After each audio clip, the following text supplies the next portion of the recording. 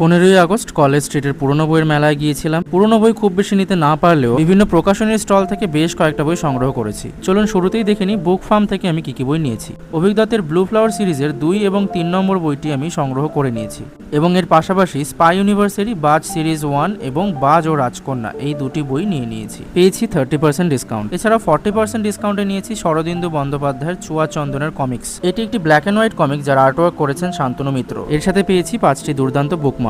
দ্বীপ প্রকাশন থেকে মোট 3টি বই আমি নিয়েছি। মধ্যে রয়েছে সৈকত মুখোপাধ্যায়ের মাংসলতার কৃষ্ণকলি এবং নাটাবাড়ি নার্সারি। এর সাথে নিয়েছিলাম অভিক সরকারের ডাইনি বড়ি ও অন্যান্য।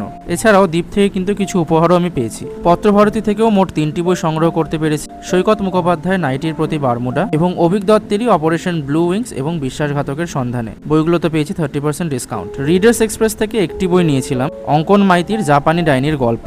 পালক পাবলিশার্সেও কিন্তু ছাড় চলছিল, সেখান থেকে আমি মইনুল কবিরের এই ছন্দ কিরণ বইটি নিয়েছি। এটি একটি কবিতার বই। বইটি পুরো ইলাস্ট্রেশনে ভরা আর এটি আমি পেয়েছি মাত্র 30 টাকা। এবার দেখিনি পুরনো বইয়ের মেলা থেকে নেওয়া আমার বইগুলো। ছুটি সিরিজের ছুটির সময় সম্পাদনা করেছেন সুচিত্রা ভট্টাচার্য।